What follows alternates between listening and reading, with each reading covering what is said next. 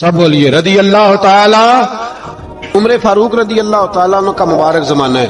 حضرت عمر نے فوج بھیجی ایران کے حکمران کے ساتھ جہاد کرنے۔ ایران کے بادشاہ نے 2 عیسائی جاسوس بھیجے، کہنے لگا ذرا پتہ تو کرو مسلمانوں کا رات کا طریقہ کیا ہے، میں صف بندی کراتا ہوں۔ وہ ساری رات صف بندی کراتا رہا۔ 2 جاسوس آئے مسلمانوں کی معلومات کرنے۔ معلومات کر کے جب واپس گئے تو حضرت عمر فاروق رضی اللہ تعالیٰ عنہ کے سپاہیوں کو دیکھا، غور سے پلٹے۔ بادشاہ کہنے لگا کیا حال دیکھ کے آئے ہو؟ کہنے لگا سارے مسلح پہ بیٹھے ہوئے ہیں، جتنے گھنٹے ہم وہاں رہے ہیں مجاہدین مسلح پہ رہے ہیں، یوں لگتا ہے جیسے ان کا دنیا داری سے کوئی تعلق۔ اور کہنے لگے بادشاہ کوئی ایسی طاقت ہے جس کو وہ بلا رہے تھے، کوئی ایسی قوت ہے جس کو وہ پکار رہے تھے، ہمیں بھی وہاں کھڑے ہو کے محسوس ہوتا تھا کہ ہاں کوئی ہے جو آ جائے گا ان کی مدد کے لیے، کوئی ہے جو پہنچے گا ان کی مدد کرے گا۔ ایران کا بادشاہ کہنے لگا مجھے سمجھ آ گئی ہے، وہ جسم کی طاقت سے ہی نہیں لڑتے، وہ کوئی غیبی طاقت ہے جس سے وہ لڑتے۔ بھائی وہ غیبی طاقت بھی تو ہمارے پاس ہم نے ناراض کر لیا نا، وہ بھی تو نہیں نا، مسجد کا رخ بھی تو کوئی نہیں۔ اور میں نے پچھلے جمعے بھی کہا تھا، پھر کہتا ہوں، وہن ہو گیا امت کو۔ نبی پاک نے فرمایا امت کو وہ کیا ہے، دنیا سے محبت ہو گئی ہے، موت سے کراہت ہو گئی، وہن ہے۔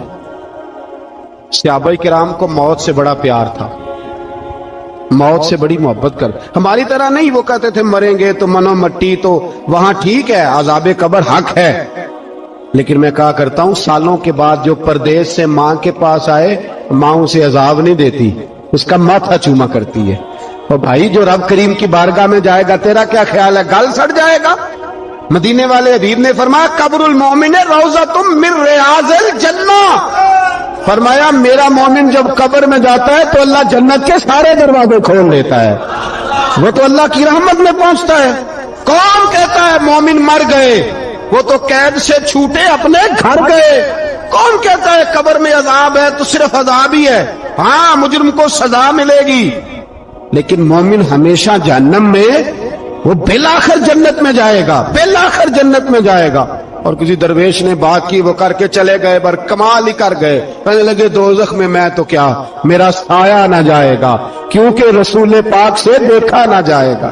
نبی پاک سید عالم علیہ السلام کے غلام تو دیکھو نا، ساری زندگی عمر فاروق بخاری پڑھو تو صحیح، ساری زندگی عمر ہر نماز کے بعد کہتے تھے اللہم ارزقنا شہادت فی سبیلک، اللہ بسترے پہ موت نہ دینا، موت مجھے شہادت کی دینا۔ حضرت سیدنا مولا علی شیر خدا کرم اللہ تعالیٰ وجہ الکریم ساری زندگی کہتے رہے اللہ علی نے میدان میں عمر گزاری ہے، اسے شہادت کی موت عطا فرما۔ وہ بھائی یہ تو شہادتیں مانگنے والے۔ حضرت امام حسین میدان کربلا میں کھڑے تھے، شمر کہنے لگا حسین تیری چاروں جانب موت ہے، تو آپ فرمانے لگے تجھے ابھی ہمارا پتہ ہی نہیں، موت سے تو ہمارا پیار چلتا ہے، اور فرمایا یہ شہادت تو ہمارا پیچھا کرتی ہے، پہنچ جاتی ہے جہاں ہم ہوتے ہیں، موت سے ڈرا رہا ہے۔ مسلمان کا مرنے کو دل نہیں کرتا، ورنہ وہ اتنی بڑی کوٹھی میں کون رہے گا؟ مرنے کو دل اس لیے نہیں کرتا کہ وہ جو 6 کروڑ 10 کروڑ ڈالر لوٹ کے رکھے، مر گئے تو کھائے گا کون؟ وہ فقیر فاقہ مست تھے، ان کا گھر ہی کوئی نہیں تھا، ان کے بینک بیلنس ہی کوئی نہیں تھے، وہ کہتے تھے گھر ہمارا ہے وہ جو ہمارے رب نے تیار کیا ہوا ہے، ہمارا بینک بیلنس ہے وہ جو ہمیں جنت میں جا کے ملے گا۔ ان کا تو یہ کھاتا ہی کوئی نہیں تھا، اس لیے وہ شہادت کی۔ حضرت عمر بن جموع رضی اللہ تعالیٰ عنہ میدان احد میں 4 بیٹے لے کے آئے۔ کتنے بیٹے؟ بول کے بتائے۔ 4 بیٹے لے کے عمر بن جموع آئے، اور خود ایک ٹانگ سے لنگڑے سے آپی ہے، ٹانگ چھوٹی ہے، حضور کے سامنے کھڑے ہوئے کہا محبوبہ میرے 4 ہی تھے، میں 4 لے آیا ہوں، قبول کر لے۔ تو حضور نے فرمایا تو کیوں تلوار اوڑے آیا ہے، یہ تو نے کیوں گلے میں اسلحہ ڈالا ہوا ہے؟ کہا یا رسول اللہ میں نے بھی تو جانا ہے نا۔ تو حضور نے فرمایا 4 بیٹے جو ہیں۔ تو حضرت عمر بن جموع نے بات کی، صحابہ کہتے ہیں ہم لبوں سے مسکرا رہے تھے، آنکھوں سے رو رہے تھے، کیا عجیب انداز ہے۔ حضور نے فرمایا عمر 4 بیٹے جو آ گئے تو رہنے دے۔ تو حضرت عمر رو پڑے، کہنے لگے محبوبہ کیا لنگڑے جنت میں نہیں جائیں گے؟ کیا حضور میں لنگڑا ہوں تو میرے لیے جنت کوئی نہیں؟ میرے حبیب پاک سید عالم صلی اللہ علیہ وسلم نے فرمایا عمر تو ضرور جنت میں جائے گا۔ کہا محبوبہ پھر بچے بعد میں جائیں گے، میں پہلے میدان میں جاؤں گا۔ ایک بی بی 4 بیٹے لے کے آئی احد میں، کہا محبوبہ کل کمائی تھی میں لے آئی ہوں، میرے پاس کوئی اور شے ہوتی تو میں بچا کے نہ رکھتی، بیٹے دے کے نا حاضری لگوا کے تو واپس دروازے پہ لے گئی۔ تو حضرت سیدنا عبداللہ ابن عمر فرماتے ہیں بی بی بول رہی تھی تو میرا جذبہ جہاد بڑھ رہا تھا، اپنے بیٹے کو کہنے لگی میں تمہیں حضور کے پاس چھوڑ کے جا رہی ہوں، جب تم میدان میں گرو گے تو میں تمہیں دیکھنے آؤں گی، دیکھنا تمہاری پشت پہ کوئی زخم نظر نہ آئے، جتنے تیر کھانے ہوئے سینے پہ کھانا، جتنے تلواروں کے نیزوں کے زخم برداشت کرنے ہوئے یہاں کھانا، پشت پہ زخم نظر نہ آئے۔ حضرت عبداللہ ابن عمر فرماتے ہو بی بی کی گفتگو میرا جذبہ جہاد بڑھا رہی تھی۔ ایک بی بی 3 سال کا 4 سال کا بیٹا لیے رو رہی ہے، احد کا دن ہے، سہیلیاں پوچھتی ہیں تو کیوں روتی ہے؟ وہ کہتی ہے دیکھو میرا خاوند بھی بدر میں شہید ہو گیا، بھائی اور باپ بھی، دل کرتا ہے کوئی جوان بیٹا ہوتا تو آج مصطفیٰ کے ساتھ اسے ہی بھیج دیتی، کوئی جوان میرے پاس ہے ہی 3 سال کا تو کیا کروں، 3-4 سال کا بچہ کیا کرے گا؟ پتہ نہیں کیا دلیل آئی، اچانک اٹھی، بیٹے کو سینے سے لگایا، کپڑا ڈالا، مسجد نبوی پہنچ گئی۔ حضرت بلال کہتے ہیں مجھے ملی، کہنے لگی بلال مجھے پتہ ہے حضور تیاری کرا رہے ہیں جنگ کی، پر 2 منٹ اگر میری ملاقات ہو جائے۔ بلال حبشی کہنے لگے حضور ہم ایک بی بی ضد کر رہی ہے۔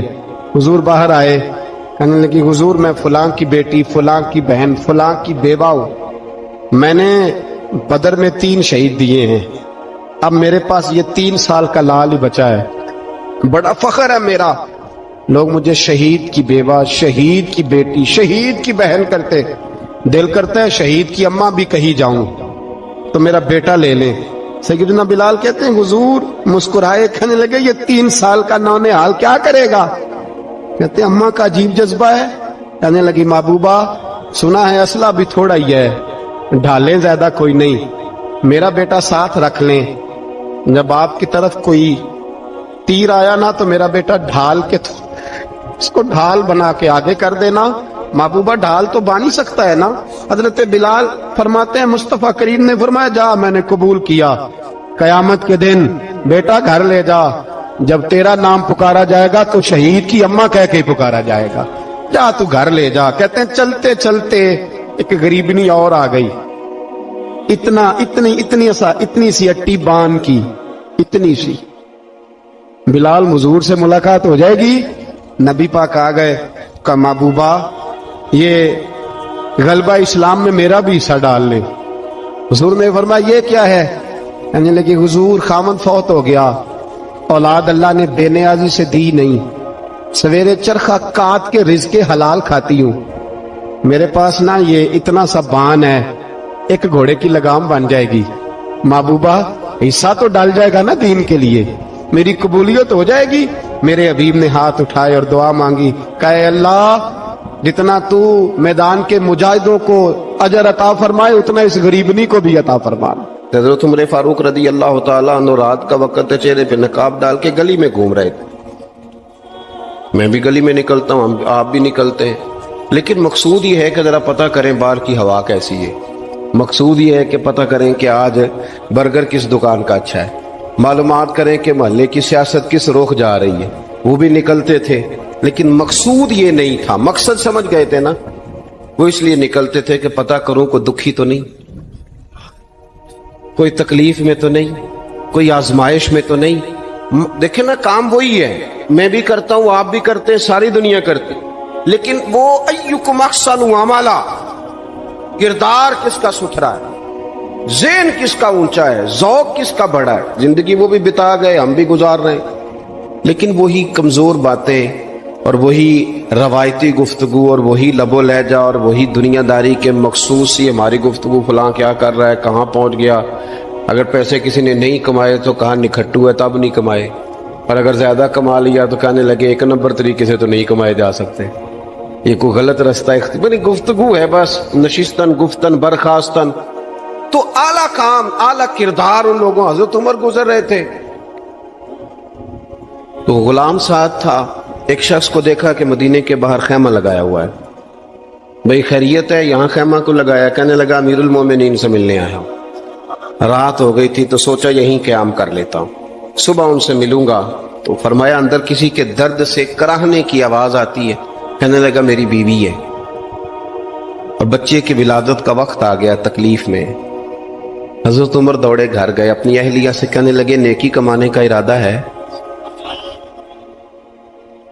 اس نے کہا ہے۔ مقصد سمجھ گئے تھے نا وہ لوگ، بالکل ہے۔ فرمایا جو ضرورت کی چیزیں ولادت کے وقت ہوتی ہیں لے لے، کچھ گھی لے لیا، کچھ چنے لے لیے، کچھ ضرورت کی چیزیں لے لی، خاتون کو ساتھ لیا۔ یہ خاتون اول کی بات کر رہا ہوں میں خاتون اول کی بات کر رہا ہوں۔ حضرت فاروق اعظم رضی اللہ تعالیٰ عنہ امیر المومنین ہیں۔ حضرت عمر نے اپنی اہلیہ کو ساتھ لیا، جہاں وہ شخص تھا وہاں آئے، اہلیہ نے حضرت عمر کے ذمہ کام لگایا، آگ جلا لیں، یہ تیل لے لیں، فلاں فلاں چیز گھی میں ڈال لیں، بنانی شروع کر دیں۔ فاروق اعظم نے ہاتھ کے اندر پکڑا ہوا برتن، چمچہ، ڈوئی بھی آخ لی دے، پنجابی ہے نا ہم، تو وہ کام کر رہے ہیں، چلا رہے ہیں، آگ جلا رہے ہیں، خاتون اندر ڈیوٹی کر رہی۔ تو وہ شخص جو تھا نا جس کی بیوی تھی، وہ کہتا میں 2-3 دفعہ کا غلام ادھر آ، فلانی چیز بتا۔ میرے ذہن میں یہ تھا کہ امیر المومنین نے کو بندہ کھڑا کیا آنے جانے والے مسافروں کا خیال کرے۔ میرے ذہن 2-4 دفعہ میں نے اپنے لفظوں میں بات بھی کہہ دی، لیکن جب اندر میرے بچے کی ولادت ہوئی تو اندر سے میری بیوی بولی اور حضرت عمر کی اہلیہ بولی، اور بول کے کہنے لگی امیر المومنین مبارک ہو، آپ کے دوست کو رب نے بیٹا دیا ہے۔ وہ شخص کہتا ہے میں باہر کھڑا تھا، وجود تڑپ گیا، آنکھیں برس پڑی، کبھی نہیں رویا تھا پر کیفیت عجیب بن گئی، کوئی تقریر نہیں سنائی، کوئی اعلیٰ شعر نہیں انہوں نے پڑھا، میں نے جوں لے کر ان کے سر سے پاؤں تک دیکھا، میں نے کہا یہ وہی شخص ہے جس کا نام لے تو کیسر و کسرا کانپ جاتے ہیں، یہ وہی شخص ہے۔ میں نے جمعے میں کہا تھا کہ روب کپڑوں کا نہیں ہوتا، روب تو دیانتداری کا ہوتا ہے۔ ہاں بڑا مال کما کے لوگوں نے بنائی ہوتی ہے کار کوٹھی، تو بندے کھڑے ہو کے کہہ دیتے ہیں 2 نمبر طریقے سے آیا ہے، اور 13ویں-14ویں گریڈ کا ملازم ہو تو اس کے سامنے بہت بڑا افسر ڈر رہا ہوتا ہے یار بندہ دیانتدار ہے، یہ رشوت نہیں لیتا، سفارش نہیں مانتا، یہ میرٹ پہ کام کرتا ہے۔ تو روب تو آپ کی دیانتداری کا ہے، آپ کی سچائی کا ہے۔ اپنی زندگی میں جو لوگ مقصد سمجھ گئے، مقاصد پا گئے، کچھ کر گئے، ہم ذرا الجھ گئے ہیں۔ پہلے اتنا شاندار مکان بناتے ہیں، پھر مرنے کو کس کا دل چاہے؟ اتنی محنت کر کے جو ہے وہ کوٹھی بنائی ہے تو اب چھوڑ کے کون جائے؟ وہ تیار بیٹھے تھے، انہیں نبی کریم نے کہا تھا کن فی الدنیا کانک غریب او عابر السبیل، تم نے مسافروں کی طرح رہنا ہے۔ او میرے بھائی، کبھی دیکھا ہے ایئرپورٹ پہ مسافر لڑتا ہو کہ میں نے یہ جگہ خریدنی ہے؟ اسے پتہ ہے کہ ابھی فلائٹ آنی ہے، میں نے تو چلے جانا ہے۔ ریلوے اسٹیشن پہ جو جگہ ہوتی ہے وہ خریدنے کے لیے لوگ رٹا نہیں ڈالتے، انہیں پتہ ہے پہلی ٹرین سے چلے جانا ہے۔ بس سٹاپ پہ جھگڑے نہیں ہوتے کہ یہ کرسی میری ہے، جانا جو ہے مٹی دیں تے مٹی رہنا ہی، ایویں کادی بلے بلے، اج مٹی دے اتے بندے آتے کل مٹی دے تھلے۔ اتنا زیادہ مقصد نہیں نا جب سمجھتے تو بے چین ہے، بے قرار۔ بعض لوگوں نے اتنے پیسے جمع کر لیے کہ اتنے کھا نہیں سکتے، اتنی ضرورت نہیں، لیکن اس کے باوجود ہے کہ وہ دوڑ ختم ہونے کا نام ہی نہیں لے رہی۔ حضرت صدیق اکبر رضی اللہ تعالیٰ عنہ امیر المومنین ہے۔ بادشاہوں کے بڑے بات ہوتی ہے، ہمارے ملک میں ایسے بھی بادشاہ گزرے ہیں کہ جو سفر پہ جاتے تھے تو خانسامے بھی لے جاتے تھے، باورچیوں کو بھی لے کے جاتے تھے کہ کھانا میری مرضی کا ہونا چاہیے۔ حضرت ابوبکر صدیق نے پانی مانگا، امیر المومنین، تو صحابہ نے نہ شہد ملا پانی پیش کیا، کوئی اتنی لمبی بات تو نہیں، لیکن صدیق اکبر رو ہی پڑے، اور اتنا روئے کہ ہجکیاں بن گئی۔ لوگ کہتے ہیں پتہ نہیں تھا کس بات پہ رو رہے ہیں، پر ہم بھی رو پڑے۔ حضور آپ کیوں روتے ہیں؟ تو آپ فرمانے لگے یار مجھے آسانیوں میں مبتلا کرنے لگے ہو، مجھے ان دنیا کی لذات میں الجھانے لگے ہو۔ میں حضور کی بارگاہ میں بیٹھا تھا تو اللہ کے رسول فرما رہے تھے پیچھے ہٹ جا، پیچھے ہٹ جا، پیچھے ہٹ جا۔ میں نے پوچھا حضور آپ کس کو کہہ رہے ہیں؟ تو حضور فرمانے لگے دنیا میرے پاس آئی تھی، وہ قریب کرنا چاہتی تھی مجھے، تو میں نے اسے کہا پیچھے ہٹ جا، میرے نیڑے نہ آنا، دور ہٹ جا۔ وہ ہٹ تو گئی ہے پر جاتی دفعہ کہہ گئی ہے سونیا آپ تو بچ گئے ہیں، پر آپ کے بعد والے کیسے بچیں؟ تو مجھے سینے سے لگا لے، گلے سے لگا لے، مقصد اپنا سمجھے، اعمال کا حسن پیدا کرے، اگر انسان کا مقصود مال کمانا ہے تو اگر مال مل گیا تو اس کے بعد پھر کیا کرے گا؟ کسی نے طے کر لیا تھا کہ بہت بڑی گاڑی اور بہت بڑا بنگلہ مجھے چاہیے، تو وہ بنگلہ اسے مل گیا، گاڑی آ گئی۔ اب تو مقاصد کیونکہ طے نہیں ہوتے، تو جو چیز انسان چھوٹا سا مقصد طے کرتا ہے وہ اسے حاصل ہو جاتا ہے۔ میں نے ملک سے باہر جانا ہے، گھر سیٹ کرنا ہے، ساتھ والا پلاٹ لینا ہے، ہو گیا سارا کچھ، تو اب وہ پھر انسان بے چین ہو جاتا ہے، پریشان رہتا ہے، کہتا ہے سمجھ نہیں آتی مطلب مقصود کیا ہے۔ اللہ تبارک و تعالیٰ نے تو ایک تنکا بے مقصد پیدا نہیں کیا، اتنا سونا انسان کیسے بے مقصد پیدا کر دے؟ تو رب کریم نے ہمیں بتایا کہ مقصد تو تمہارا ہے، مقصد ہے الذی خلق الموت والحیات لیبلوکم ایکم احسن عملا۔ اس نے موت اور حیات اس لیے پیدا کی ہے تاکہ پتہ چلے تم میں اچھے عمل کون کرتا ہے، تم کس قدر زیادہ اپنے رب کی عبادت کرتے ہو، کس قدر زیادہ حسن اخلاق کا مظاہرہ کرتے ہو، کس قدر زیادہ لوگوں کی خدمت کرتے ہو، کس قدر زیادہ تم دین کی تبلیغ میں، اشاعت میں، ابلاغ میں، ترویج میں کردار ادا کرتے ہو۔ با مقصد تمہیں بنایا، با مقصد اچھا ترین عمل تم میں سے کون کرتا ہے، اس لیے موت اور حیات پیدا کی تھی کہ تم نے ستھرے سے ستھرے اعمال، بہتر سے بہتر کردار، اعلیٰ سے اعلیٰ تمہارا انداز زندگی۔ دیکھیں ہم نے لوگوں کے ساتھ مل کے رہنا ہوتا ہے، بہت ساری چیزیں ایسی ہوتی ہیں کہ جو تکلیف کا سامان بنتی ہیں۔ اب انہی لوگوں کے ساتھ اللہ نے ہمیں مل کے رہنے کا حکم دیا، ان کے حقوق ادا کرنے کا حکم دیا، تو ساتھ ساتھ نہ درگزر کا بھی کہا، معافی کا بھی کہا۔ جب انسان معافی کر دینے والا ہو جاتا ہے، درگزر والا ہو جاتا ہے، تو پھر وہ بڑا ہو جاتا ہے، بڑے دل والا ہو جاتا ہے، بڑے حوصلے والا ہو جاتا ہے، بڑے ضرب والا ہو جاتا ہے، اس کی زندگی حسین ہوتی۔ تو یہاں آئے تھے کچھ کام کرنے، وہ جو ہم نے مقصود بنائے تھے نا، مطلب اچھے کپڑے، اچھی دنیا داری، اچھی گاڑی، اچھا موبائل سیٹ، وہ چونکہ مقصود نہیں تھا تو ان چیزوں کے حصول کے باوجود بھی لوگ پریشان ہیں۔ مقصود یہ تھا کہ بہترین عمل، سونا عمل، اعلیٰ ترین عمل، میرے رسول پاک صلی اللہ علیہ وسلم کے غلاموں نے نا وہ عمل کر کے دکھایا۔ اعلیٰ ترین مزاج رکھتے تھے اور اعلیٰ ترین خدمت، یعنی لوگ ان کا کردار دیکھ کے نا، کردار اور عمل دیکھ کے، ہم تو لمبی تقریریں کرتے ہیں، باتیں کرتے ہیں، بڑا کچھ بتانا پڑتا ہے، لیکن وہ بس تھوڑا سا نا لوگ ان کے پاس اٹھتے بیٹھتے تھے، آتے جاتے تھے، اتنی دوڑ ہے کہ آگے بڑھ کے اور لینا ہے اور لینا ہے، عالم مزید کا رٹا، وہ سمجھ گئے ہم نہ اڑے ہوئے ہیں۔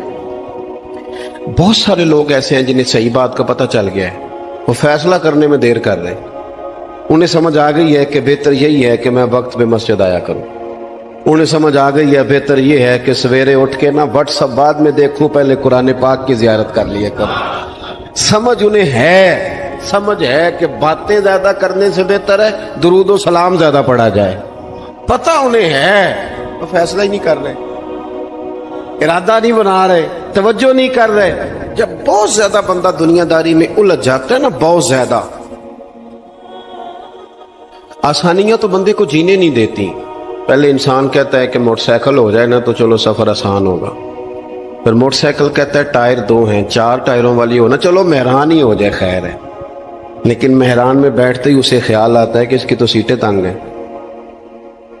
پھر اس سے بڑی گاڑی چاہیے۔ یہ روز دوڑ ہے، بانج فقیروں کسے نہیں ماریا، اے ہوئی چور اندر دا، یہ دوڑ ہے، یہ ختم۔ حضرت ابوبکر صدیق رضی اللہ تعالیٰ عنہ امیر تھے، ہمیں تو نا جی ایک سے ایک کھانا، اور آج یہ نہیں کھانا، آج میری مرضی کا کھانا، یہ میری مرضی کا، یہ میرے بچے کی مرضی کا، یہ فلانے کی مرضی کا، وہ خواہشات کا انبار، اور نفس بچے کی طرح ہوتا ہے، خواہش پوری کرو تو فوراً ہی دوسری بھی بتا دیتا ہے، دوسری پوری کرو تو تیسری کی بھی خبر دے دیتا ہے۔ ہم نا چونکہ الجھ جاتے ہیں، پھر وہ الجھاؤ ہمیں باہر نہیں نکلنے دیتا۔ اگر تھوڑا تھوڑا کر کے، میرا مطلب یہ ہے کہ زندہ رہنے کے لیے روٹی کھانی ہے نا، مثلا روٹی کا لطف کتنی دیر ہوتا ہے، جتنی دیر منہ میں چباتے ہیں، اس کے بعد ختم۔ تو کپڑا تو پہننا تھا بدن چھپانے کے لیے، اس میں وہ کدھر سے آ گئی ساری کہانیاں جو آج بن گئی. اور اتنے میں نے عجیب و غریب نظام دیکھا ہے کہ نوجوان ہے، اچھا بھلا سیانا آدمی، کپڑے اس نے تازے سلوائے ہیں اور 99 لوگوں نے کہا ہے صحیح لگ رہا ہے، تو صرف ایک نے کہا نہیں ٹھیک لگ رہا. وہ پریشان ہو جاتا ہے، کہتے بھی اس کا کچھ کرو. کیوں؟ اس لیے کہ یہی سارا مقصود سمجھ لیا ہے، کپڑے پہننا، اسی میں الجھ جانا. میں اکثر دوستوں سے کہتا ہوں، میں خود کسی دوسرے کی بات نہیں کرتا، بہت زیادہ عمر نہیں میری، میں خود جایا کرتا تھا. شادی کوئی آ گئی تو 2-3 دن پہلے ابا جی کہتے تھے پرانے جوتے کچھ گنڈوا لا، کچھ پالش کرا لا، توڑے میں ڈال کے جانا موچی کے پاس، اس نے کچھ سیٹ کر دینے. اب کہاں رہ گیا جی یہ کام؟ چھٹی نہیں ہو گئی. اب کون سا ایسا سلسلہ ہے؟ وہ جو کہیں سے کپڑا تھوڑا پھٹ جاتا تھا نا، تو اماں اس کو اس طرح پیوند کراتی تھی کہ ڈیزائن بھی بن جاتا تھا اور کام بھی چل جاتا. کدھر گیا وہ دور؟ لیکن تکلیف دیکھ لیں آج پہلے سے زیادہ ہے، لڑائی پہلے سے زیادہ ہے، آزمائش پہلے سے زیادہ ہے. کیوں؟ جتنی بھی خواہشات آپ بڑھاتے جائیں گے نا، مقصد فوت ہوتا جائے گا. جتنی بھی مقصود سفر کرنا ہے، گاڑی دکھانا تو مقصود نہیں نا. لیکن ہمیں وہ والی گاڑی چاہیے کہ لوگ ایک دفعہ انگلی منہ میں ڈالیں کہ وہ اس گاڑی پہ بیٹھا ہوا ہے. ہم مقصد سے پیچھے ہٹیں گے جب پھر تکلیف میں آئیں گے، پھر آزمائش. زندگی میں ہم نے جو چیزیں مینج کی ہیں وہ ساری دوسروں کے لیے ہیں، ہمارے لیے کوئی شے بھی نہیں. ولیمے پہ گئے تاکہ برادری راضی ہو جائے، تعزیت کے لیے گئے تاکہ محلہ راضی ہو جائے، فلانا کام کیا تاکہ لوگ جو ہیں وہ میرے حق میں ہو جائیں. ساری زندگی دوسروں کے لیے جی کے گزار دی، اور آپ نے 99 نیکیاں کی، ایک خامی آئی تو لوگ تو وہ تھے جو پھر بگڑ گئے. بہتر نہیں بندہ رب کو ہی راضی کرے. واللہ ورسولہ احق ان یرضوہ، اللہ اور اس کے رسول کا زیادہ حق ہے کہ انہیں راضی کیا جائے، ان کا زیادہ حق. اپنی زندگی میں معاملات کو ترتیب دیں، ایک مخصوص ذہن بنائیں. اتنا سویرے قرآن شریف پڑھنا ہے، اتنا درود پاک، اور یہ راز ہو ہمارا اور ہمارے رب کا، یہ راز ہو. اتنی دیر مصلی پہ بیٹھنا ہے. میرے ایک دوست ہیں ڈاکٹر صاحب، میں بیٹھا تھا تو وہ ایک شخص کو کہہ رہے تھے تیرے دل میں کچھ باتیں ہیں نکال دے تاکہ تیری ٹینشن ریلیز ہو جائے، تیری صحت ٹھیک ہو جائے گی. تو بندہ کہہ رہا تھا اچھا ٹھیک ہے ڈاکٹر صاحب. تو میں نے کہا کہ اگر آپ اجازت دیں تو ایک بات میں بھی کر لوں. نے کہا آپ بھی کر لیں. تو میں نے کہا ڈاکٹر صاحب کچھ دکھ بڑے ذاتی اور نجی ہوتے ہیں، بندہ کسی کے سامنے کہہ ہی نہیں سکتا، بڑے ذاتی قسم کے ہوتے ہیں.